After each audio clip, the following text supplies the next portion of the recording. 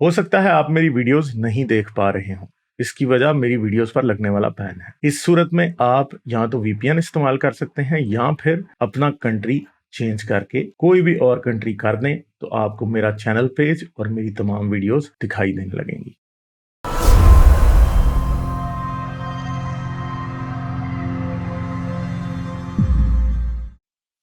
अच्छा, तो चलें जी, इन तस्वीरों से बात शुरू करते हैं। ठीक है, तो मैं आप लोगों से अपनी स्क्रीन शेयर करता हूं, तो जरा इन तस्वीरों पे थोड़ा गौर रहेगा। आज हमारा बात इस पे करते चले जाएंगे, मगर ये नहीं है कि सिर्फ इसका टॉपिक आज यही है, नहीं। हमारी जो रेगुलर डिस्कशंस होती हैं वो तो जारी बात है कि साथ साथ चलती रहेंगी। तो ये हैं जी तस्वीरें जिन्हें देखना आज मकसूद है। और एक तस्वीर इधर मैंने और कॉपी करनी है। ये है जी जेम्स वेब की डीप फील्ड इमेज जो अब रिलीज हुई थी 11 तारीख को, जो सदर बाइडन ने के जरिए उन्होंने रिलीज कराई थी। तो मैं जरा आगे दिखाता हूं आप लोगों को। इधर मेरे पास की डीप फील्ड भी पड़ी है। हाँ, ये है, ये हबल की डीप फील्ड है। ठीक है जी, हबल की डीप फील्ड में भी इन्होंने तकरीबन यही स्टार जो है वो कैप्चर करके दिखाया है। ठीक है, यही एरिया है जिसको इन्होंने कैप्चर किया। ठीक है, और ये एक जो स्टार है बीच में, रेफरेंस के लिए आप इस वाले को देख सकते हैं यहाँ पे, अगर मेरा माउस का पॉइंटर पॉइंटर नजर आ रहा हो तो। ठीक है, बाकी आप देख सकते हैं इसमें आपको ग्रेविटेशनल लेंसिंग के असरात जो हैं वो थोड़े बहुत शायद कहीं पे थोड़े थोड़े चीदा चीदा, शायद ये एक छोटा सा नजर आ रहा है, फिर ये एक थोड़ा सा शायद नजर आ रहा है, आपको थोड़े थोड़े कहीं पे महसूस होते हैं, मगर इसके अलावा आपको कुछ भी दिखाई नहीं देता। और ठीक है, मगर इसी के कंपैरिजन में ये हबल की डीप फील्ड है, आपको ग्रेविटेशनल लेंसिंग के असरात पता चल रहे हैं। असल में बेसिकली एक ये दो, इधर एक गैलेक्सी है, ये भी एक गैलेक्सी है जिसमें एक क्वेजार एक्टिव है। ठीक है, और इसके अलावा यहाँ पे ये गैलेक्सीज हैं, ये गैलेक्सीज हैं, ये गैलेक्सीज का एक क्लस्टर है जिसके अंदर पता नहीं अब कितनी गैलेक्सीज होंगी। वो गैलेक्सीज का जो क्लस्टर है ना, इसकी इसकी ग्रेविटी की वजह से और इसके डार्क मैटर की ग्रेविटी की वजह से क्या हो रहा है कि स्पेस खुद एक लेंस का काम कर रहा है। और पीछे जो रेड वाली गैलेक्सीज हैं जो इस क्लस्टर के पीछे हैं, यानी ये शुरू में जो क्लस्टर है ना, ये हमसे कोई 4.6 बिलियन लाइट ईयर्स अवे है, ये वाला। ठीक है, जिसके अंदर ये ब्राइट गैलेक्सीज हमें दिखाई दे रही है। इसके जो पीछे क्लस्टर है ना, वो शायद इससे भी कोई 5-7 बिलियन लाइट ईयर्स पीछे होगा। ठीक है, और उस क्लस्टर की जो गैलेक्सीज है ना, वो आपको ये एक लाइनों की तरह यहां पे नजर आने लग गई हैं, क्योंकि ये गैलेक्सी, असल में ये जो गैलेक्सी हमें नजर आ रही है, इसके मल्टीपल इमेजेस हमें नजर आएंगे। ये वाला एक इसका यहां पे होगा और शायद इधर भी इसकी एक लाइन हमें नजर आए, और इसके पीछे ये कहीं पे खड़ी हुई है। मगर जब लाइट वहां से निकल के आ रही है तो स्पेस खुद एक लेंस का काम कर रहा है, और लाइट पीछे से जो निकलती है वो उठ के आगे यूं करके आ रही है, और आते हुए जो है वो क्या कर रही है, वो स्पेस को डिस्टॉर्ट कर रही है। तो इसकी इसकी मैं आपको लोगों को जरा थोड़ा सा बता भी देता हूं कि ये कैसे होता है, ग्रेविटेशनल लेंसिंग कैसे होती है भाई। अब आप देखिएगा जरा यहाँ पे, ये दरमियान में कुछ गैलेक्सीज होती हैं। ठीक है, या कोई भी मैटर होता है, ये फर्ज करें दरमियान में कुछ गैलेक्सीज हैं। ठीक है, ठीक है, इधर कितनी भी गैलेक्सीज हो सकती हैं, हमें नहीं पता। इनके पीछे यहां पे एक और गैलेक्सी है। ठीक है, अब यहां पे जेम्स वेब है। ठीक है, जो देख रही है यहां पे, ठीक है, ये जेम्स वेब की आंख है जो यहां पे देख रही है। ठीक है, अब मसला ये है कि अगर डायरेक्टली देखा जाए यहां से, तो इस रास्ते से लाइट यहां से नहीं यहां तक पहुंच सकती। ठीक है, क्योंकि दरमियान में इतना मैटर है, इतनी गैस है कि वो हमेशा क्लाउड हो जाएगी, वो फंस जाएगी बीच में। अब प्रॉब्लम यह है कि ये जो मैटर है ना, इस खुद इन इटसेल्फ, क्योंकि जब स्पेस के अंदर आप कोई भी मैटर रखते हैं, ठीक है, तो वो क्या करता है, वो स्पेस एंड टाइम को क्या करने लग जाता है, वो डिस्टॉर्ट करने लग जाता है। ठीक है, तो स्पेस एंड टाइम क्या होता है, वो कर्व होने लग जाती है वहां से। तो बेसिकली इसने भी स्पेस एंड टाइम का कर्वेचर किया। अब ये लाइट जो यहां से इस गैलेक्सी से, बेसिकली लाइट डायरेक्टली यूं तो नहीं आ सकती, ये लाइट यूं जाना चाहती थी यहां से। ठीक है, और ये यहां से यूं जा रही थी नीचे की तरफ। मगर प्रॉब्लम क्या है कि यहाँ पे स्पेस और टाइम जो है वो कर्व है यहाँ पे, तो ये लाइट स्पेस एंड टाइम के कर्व होने की वजह से यूं मुड़ के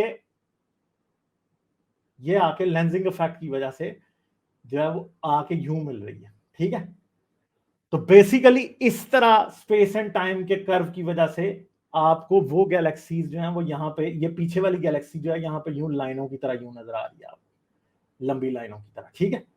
तो ये वो फिनोमेना है जो जिसे ग्रेविटेशनल लेंसिंग कहते हैं, और ये हो रही है बेसिकली जो जेम्स वेब की डीप फील्ड इमेज है उसके अंदर ग्रेविटेशनल लेंसिंग यहाँ पे जो हमें दिखाई दे रही है, बेसिकली वो यही वाली ग्रेविटेशनल लेंसिंग है कि ये जो लाइनें सी दिखाई दे रही हैं ये वो ग्रेविटेशनल लेंसिंग है जो पीछे से जो गैलेक्सीज हैं उनकी वजह से दिखाई दे रही है। अच्छा जी, फिर इधर एक और इमेज है जो कि मैं आप लोगों को डेफिनेटली दिखाना चाहता हूं। ये वाला इमेज जो है, अब इसके अंदर इन्होंने कुछ गैलेक्सीज को आइडेंटिफाई किया है। अब सबसे छोटी छोटी गैलेक्सीज हैं, यानी ये देखें, ये एक बहुत ही छोटी गैलेक्सी यहां पे नजर आ रही है, एक फिर ये एक बहुत छोटी और रेड नजर आ रही है। ये इस इमेज में आइडेंटिफाई होने वाली पुरानी तरीन गैलेक्सीज हैं जो कि 13 बिलियन ईयर्स पुरानी है। फिर ये 13.1 बिलियन ईयर्स पुरानी है, तकरीबन बिग बैंग के तकरीबन तकरीबन 800 मतलब 70 करोड़ साल बाद की है, ठीक है। ये सबसे छोटी और सबसे रेड गैलेक्सी ये वाली है जो कि शायद बिग बैंग के तकरीबन तकरीबन 70 करोड़ साल बाद की थी, ठीक है। तो ये जो हबल की डीप फील्ड इमेज है, अब इसके अंदर हमें रेड शिफ्ट भी दिखाई दे रही है, ठीक है, रिलेटिव ब्राइटनेस, ठीक है। तो वेवलेंथ यहाँ पे जो गैलेक्सी जितनी दूर है वो उतनी रेड शिफ्ट होगी, उसकी वेवलेंथ उतनी दूर चली गई है, ये रेड की तरफ जा रही है, ठीक है। तो यही हाइड्रोजन और वाटर का सिग्नेचर है जो कि इन्हें हर गैलेक्सी से मिलता है, मगर यहाँ पे जो सबसे दूर वाली गैलेक्सी है उसमें वो सबसे दूर मिल रहा है। फिर ये वाली गैलेक्सी जो 13 बिलियन ईयर्स पे है, वहां पे वाटर और हाइड्रोजन का सिग्नेचर यहाँ पे उनको मिल रहा है, ठीक है। और फिर जो 12.6 बिलियन ईयर्स वाली है उसको उसके यहाँ पे मिल रहा है, ठीक है। तो ऑक्सीजन का सिग्नेचर उन्हें 11.36 वाली पे यहाँ पे मिल रहा है। तो ये सारा इसका फिनोमेना है जो कि हमें साफ तरीके से दिखा रहा है कि ये कितनी मतलब पुराने इमेजेस हैं और कितनी जबरदस्त ये साइंस है कि मतलब जो चीजें कभी कोई सोच भी नहीं सकता था कि हम देखेंगे, जो हमारे पुरखों ने, हमारे जो मजहबों के इजाद करने वाले या कोई भी थे, वो सोच भी नहीं सकते थे कि कभी इस तरह की भी कोई चीज हो सकती है जो कि जादू से हमें इमेजेस दिखा रही है और इतने पुराने। और ये टाइम मशीन है, जैसे जो शुरू में ये व्हाइट कलर की जितनी गैलेक्सीज आपको नजर आ रही हैं,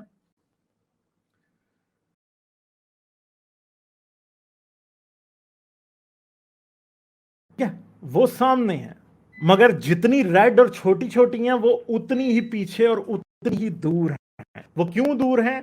जाहिर लाइट तो आपके पास कंटिन्यूस आ रही है, लाइट के ऊपर तो आपका कंट्रोल नहीं है ना, लाइट तो कंटिन्यूसली आपके पास आए जा रही है। और वो जो लाइट है, वो लाइट क्या करती है, वही लाइट आपको इसका इमेज देती है। तो बेसिकली जेम्स वेब टेलीस्कोप एक टाइम मशीन भी है कि जो कि उसमें जो जो इमेजेस हैं, जो कि ये व्हाइट वाले इमेजेस हैं, जो शुरू में सामने वाली गैलेक्सीज हैं, वो 4.6 बिलियन साल पुरानी, ठीक है। मगर जो पीछे वाली गैलेक्सीज हैं वो तकरीबन तकरीबन 13 बिलियन साल से भी ज्यादा पुरानी गैलेक्सीज है, इतनी पुरानी गैलेक्सीज है, ठीक है। तो ये एक टाइम मशीन है जो कि हमें पास्ट दिखा रही है, सही है। अब हम आगे चलते हैं जी, दूसरा इमेज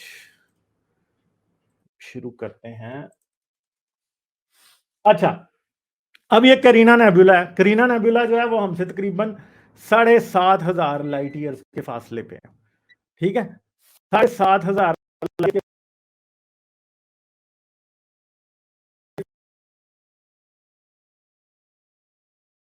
और नए स्टार्स अब कहीं एक जगह ऐसी है जहां पे बड़े बड़े नए स्टार्स पैदा हुए हैं, यानी इस जगह में ऊपर यहाँ पे बड़े बड़े नए स्टार्स, या आपको येलो और ये इस तरह के कुछ दिखाई दे रहे हैं जो पैदा हुए हैं।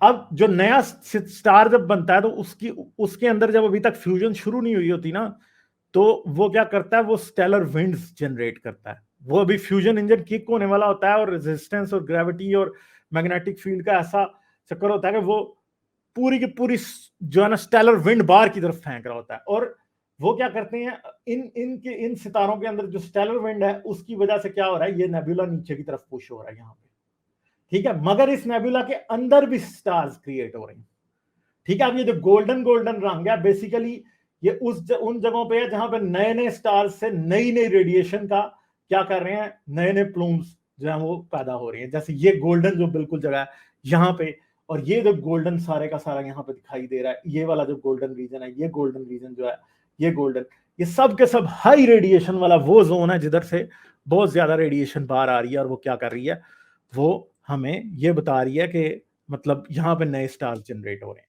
ठीक है, तो ये तकरीबन हमसे 7600 लाइट ईयर्स के फासले पे है, यानी बहुत ज्यादा डिस्टेंस है ये। ठीक है, और ये जो है बेसिकली ये इमेज जो है इसे उन्होंने कॉस्मिक क्लिफ्स का नाम दिया है, कि जैसे चट्टाने, जैसे कोई पहाड़ नहीं है, ऐसे लग रहा है जैसे मारगल्ला की पहाड़ियां हैं इस्लामाबाद में, इस तरह से होती हैं ऊंची नीची, करीब से आप देखें तो। ठीक है, तो ऐसे लग रहा है जैसे ये पहाड़ है, बिल्कुल ऐसे पहाड़ों की तरह दिखाई दे रहा है, ये एक पहाड़ी है, ये एक पहाड़ है जी, ये एक पहाड़ी है, फिर ये एक पहाड़ी यूं जा रही है। तो ये सारे का सारा, और इसकी भी तस्वीर James Webb Hubble space telescope ने ली थी, मगर इतनी क्लियर नहीं थी। खासतौर पे हबल स्पेस टेलीस्कोप की को बड़ी आइकॉनिक तस्वीर है इस एरिया की ना, मगर ये वाली जो है ये बहुत ही ज्यादा प्रोमिनेंट तस्वीर हमें जो है वो अब दिखाई दे रही है। ठीक है, तो ये बड़ी जबरदस्त तस्वीर इन्होंने दिखाई है। अच्छा जी, एक फिर इससे आगे हम चलते हैं। फिर ये जो है ये तस्वीर है जिसे उन्होंने स्टेफन क्विंटेट का नाम दिया है, क्योंकि इसके अंदर इनके पास 5 गैलेक्सीज हैं। एक गैलेक्सी ये है, फिर एक गैलेक्सी जो है वो ये वाली है। ठीक है, फिर एक दो गैलेक्सीज ये आपस में मर्ज हो रही हैं यहाँ पे। ठीक है, ये एक ये है और एक ये है और एक ये है। ठीक है, और मजे की बात यह है कि इन सब में क्वेजार एक्टिव है। ठीक है, इसमें भी क्वेजार एक्टिव है, इसमें भी क्वेजार एक्टिव है, इसमें भी क्वेजार एक्टिव है। तो ये जो एक वो थ्योरी थी वो भी कंफर्म हो रही है कि जब गैलेक्सीज मर्ज करती हैं तो उनके क्वेजार एक्टिव हो जाते हैं। क्योंकि अब हो क्या रहा है देखें, अब ये जो दो गैलेक्सीज है ना आपस में टकरा रही हैं यहाँ पे, इसकी वजह से इनकी गैस आपस में मर्ज हो रही है, और तीसरी गैलेक्सी की गैस भी इनके साथ यहाँ पे मर्ज हो रही है। और ये दरमियान में एक जबरदस्त किस्म का स्टार फॉर्मिंग रीजन जो है ना ये बना हुआ है, जिधर ऑरेंज कलर और रेड कलर हमें नजर आ रहे हैं दोबारा से। यहाँ पे नए स्टार्स बन रहे हैं, हमें साफ नजर भी आ सकता है, 1 2 3 ये बड़े बड़े नए स्टार्स यहाँ पे बनते हुए दिखाई दे रहे हैं। ठीक है जी, और ये चौथी गैलेक्सी है। अब ये जो 4 गैलेक्सीज है ना, ये वाली 1 2 3 और 4, ये तकरीबन तकरीबन 29 करोड़ लाइट ईयर्स इनका डिस्टेंस है जमीन से, इन 4 का। मगर ये जो गैलेक्सी है ना, ये गैलेक्सी हमारे बहुत करीब है। इसका इसका जो डिस्टेंस है ना वो तकरीबन 4 करोड़ लाइट ईयर्स है हमसे। ठीक है जी, इसका सिर्फ और सिर्फ हमसे 4 करोड़ लाइट ईयर्स के डिस्टेंस के ऊपर, यानी 40 मिलियन लाइट ईयर्स के डिस्टेंस पे हम हमसे है। ये करीब है, ये 4 जो है वो जो है ये अलग है। और ये 4 अब जितना टाइम अभी है, तो अगले 1-2 अरब साल में तकरीबन 2-3 बिलियन ईयर्स के अंदर ये सब मिलके एक ही सुपर गैलेक्सी बना लेंगी। मगर इस पिक्चर के अंदर भी हमें बहुत सी छोटी छोटी रेड और येलो और छोटी छोटी गैलेक्सीज नजर आ रही है। इस पिक्चर में भी जो सबसे छोटे छोटे डॉट्स हैं ये भी गैलेक्सीज हैं, जैसे ये एक छोटा सा डॉट है, ये एक छोटा सा डॉट है। तो ये सब का सब जो है ना, ये क्या है, ये हबल स्पेस टेलीस्कोप ने कैप्चर किया, जो कि देखना पहले पॉसिबल ही नहीं था।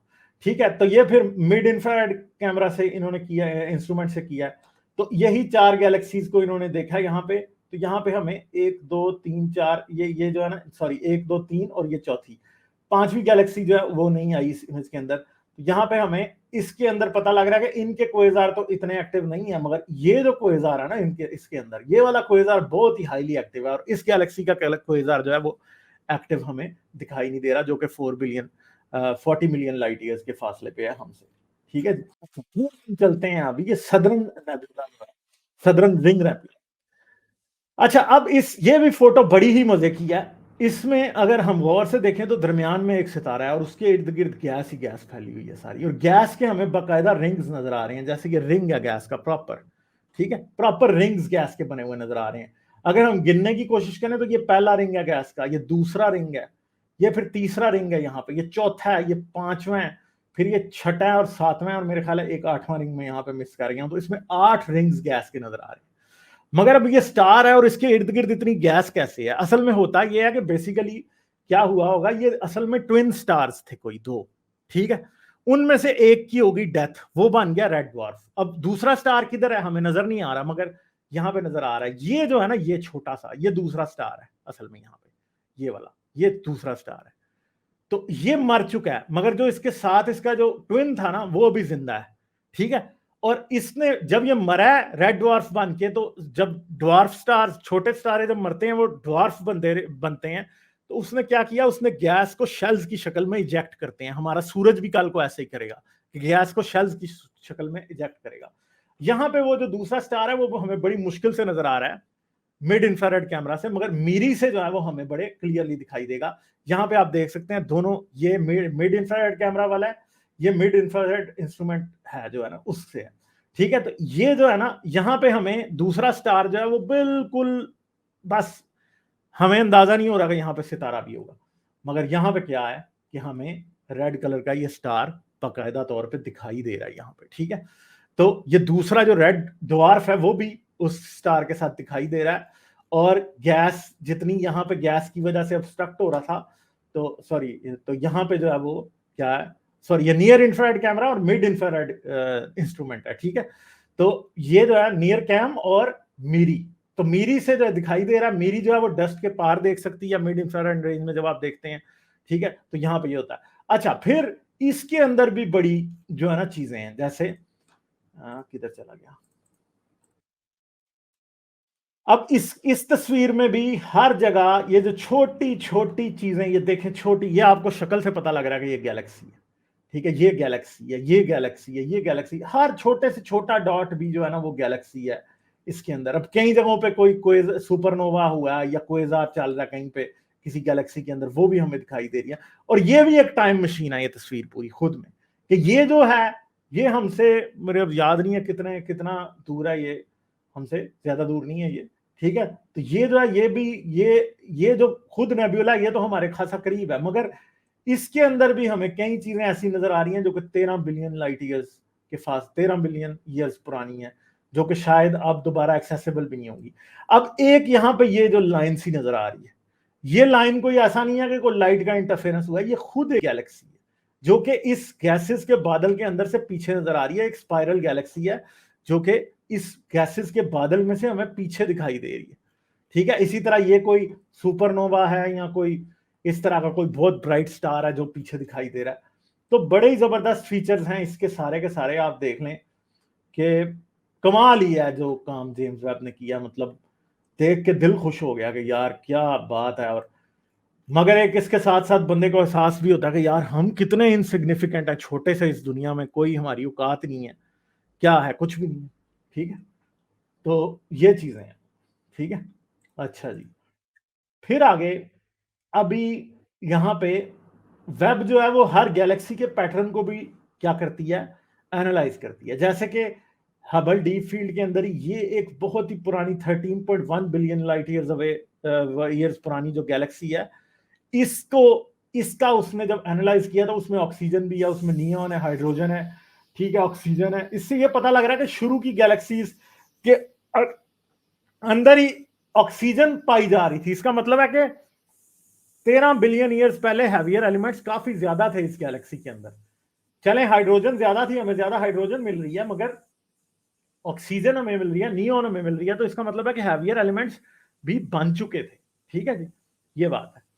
अच्छा, फिर यही है, फिर ये जो पीछे वो जो हमने स्टेफन क्विंटेट को देखा है, स्टेफन क्विंटेट के अंदर भी ये 3 डिफरेंट डिटेक्टर्स है ना, ठीक है। नियर कैम है, नियर कैम से जब आप देखते हैं नियर इंफ्रारेड कैम से, तो आपको ये चीज नजर आती है, मगर मिड इंफ्रारेड से जब आप देखते हैं मुख्तलिफ रेंजेस के ऊपर, तो आपको मुख्तलिफ गैसेस के सिग्नेचर नजर आते हैं। जैसे आर्गन के आयंस आपको नजर आ रहे हैं, नियॉन के आयंस आपको नजर आ रहे हैं, और मॉलिक्यूलर हाइड्रोजन, आपको तीनों चीजें नजर आ रही हैं, जिससे आपको पता लग जाता है कि इस गैलेक्सी की कॉम्पोजिशन क्या है, ठीक है, सही है।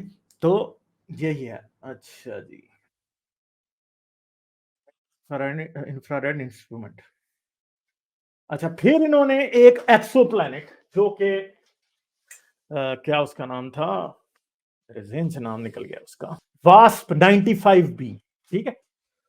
वास्प 95b एक ऐसा प्लैनेट है जो कि अपने सुपर जाइंट स्टार है, प्लैनेट है, एक हॉट गैस जाइंट है जो कि अपने, अगर जमीन का डिस्टेंस जो है वो सूरज से 1 है, तो उसका डिस्टेंस अपने स्टार से जमीन के डिस्टेंस का 1/20 है, यानी इतना कम है डिस्टेंस, ठीक है, बहुत ही कम डिस्टेंस पे। तो वो स्टार हर 3-3.5 दिन में अपने पूरे स्टार, पूरा प्लैनेट अपने स्टार का पूरा चक्कर लगा लेता, राउंड लगा लेता, ठीक है। तो अब क्या हुआ कि जी वहां पे इन्होंने जब वो सामने से गुजर रहा था, तो जब कोई स्टार प्लैनेट स्टार के सामने से गुजरता है, तो जब वो गुजर रहा होता है तो उस वक्त कुछ लाइट प्लैनेट के एटमॉस्फेयर में से गुजर के आती है।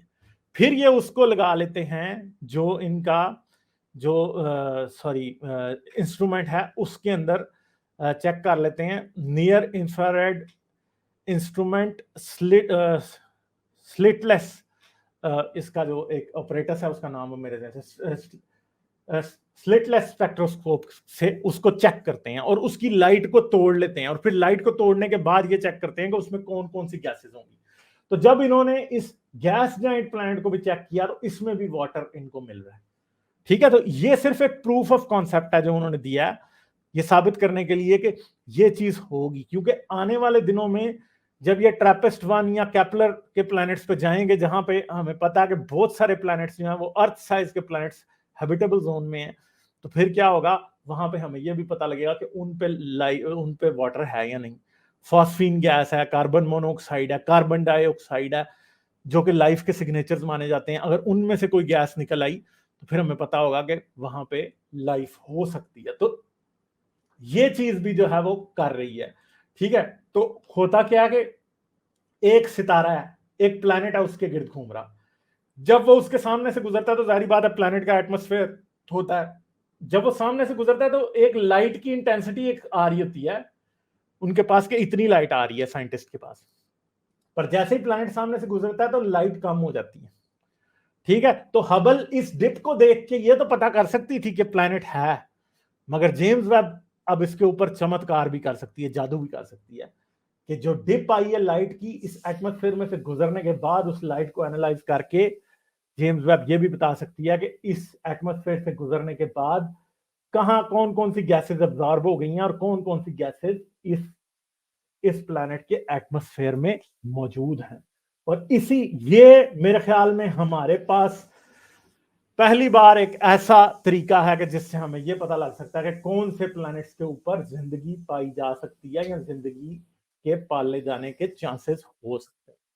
ठीक है जी, तो ये काम है जो जेम्स वेब टेलीस्कोप कर चुकी है, और मेरे ख्याल में मैंने सारे इमेजेस एक्सप्लेन कर दी हैं, कोई भी नहीं रह गया। ठीक है जी, तो ये सारी दास्तान है जेम्स वेब टेलीस्कोप के जो पहले 5 इमेजेस आए थे उनकी। और आई होप कि आप लोगों को जो मैंने सारा कुछ बताया है उससे बातों की समझ आ गई होगी। लाइक, शेयर और सब्सक्राइब करना मत भूलें। इसके साथ साथ आप मेरे चैनल को पेट्रियन पर सपोर्ट कर सकते हैं। पेट्रियन का लिंक वीडियो की डिस्क्रिप्शन में है।